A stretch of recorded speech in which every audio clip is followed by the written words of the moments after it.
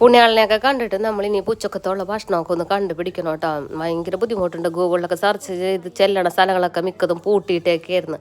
ആ ഉൾപ്രദേശത്തിലോട്ടൊക്കെ കയറിപ്പോയി വീണ്ടും വഴിയൊക്കെ തെറ്റി അങ്ങനെ ലാസ്റ്റ് ഫൈനലി കണ്ടുപിടിച്ചത് എന്തായാലും നല്ലൊരു റിവർ സൈഡിലുള്ള ഒരു നല്ലൊരു റെസ്റ്റോറൻ്റ് ആയിരുന്നു കേട്ടോ. ഇനിയിപ്പോൾ ഇവിടുത്തെ ഫുഡ് ശോകമെന്നുള്ളത് എങ്ങനെയാണെന്ന് നമുക്ക് കഴിക്കാൻ അറിയാം കേട്ടോ. അങ്ങനെ ഇവിടെ വന്നിരുന്ന് ഇവിടെ നല്ല അടിപൊളി റെസ്റ്റോറൻറ്റ് ഇവിടെ സ്റ്റേയും കാര്യങ്ങളൊക്കെ ഉണ്ട് കേട്ടോ. പക്ഷെ നമ്മളിവിടെ സ്റ്റേ എടുക്കണില്ല. നമ്മൾ ബാഗാബീച്ചിലോട്ട് പോണ വഴി ഇവിടെ കയറി ഫുഡ് കഴിക്കാൻ വേണ്ടിയിട്ട് കയറിയതാണ്. അപ്പോൾ ഇവിടെ ബോട്ട്സ് മറ്റേ ഇതൊക്കെ ഉണ്ട് കേട്ടോ. ഇപ്പോൾ ക്രൂസൊക്കെ ഇവിടെ കെട്ടി ഇങ്ങനെ ഇട്ട് കഴിഞ്ഞിട്ട് നമ്മൾക്ക് ബോട്ട് റൈഡിങ്ങിനൊക്കെ പോകണമെന്നുണ്ടെന്നുണ്ടെങ്കിൽ നമ്മളവിടെ ചുറ്റി കറക്കി കൊണ്ടുവന്നൊക്കെ ഇവരെ തിരിച്ചിങ്ങോട്ട് കൊണ്ടുവന്ന് ആക്കിയൊക്കെ തരും.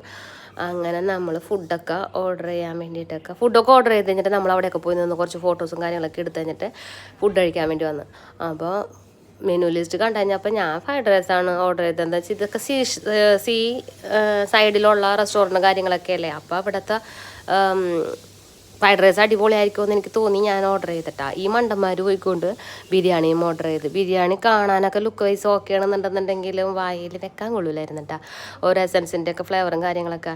പിന്നെ അപ്പനും മക്കളും എൻ്റെ ഫ്രൈഡ് റൈസിനെ ലക്ഷ്യമാക്കിയായിരുന്നു. പിന്നീട് അങ്ങോട്ട് 2-3 സ്പൂണൊക്കെ കൊടുത്ത് അവരുടെയൊക്കെ ഒന്ന് കൊതിയൊക്കെ ഞാൻ അങ്ങോട്ട് മാറ്റി. അതാണ് പറയണത്, അമ്മമാർ പറയണത് അനുസരിക്കണമെന്ന്. ഞാൻ ഇവരോട് എത്ര പ്രാവശ്യം പറഞ്ഞതെന്നാ ഫ്രൈഡ് റൈസ് വാങ്ങിച്ചാൽ മതി, ഫ്രൈഡ് റൈസ് തന്നാൽ മതി എന്ന്.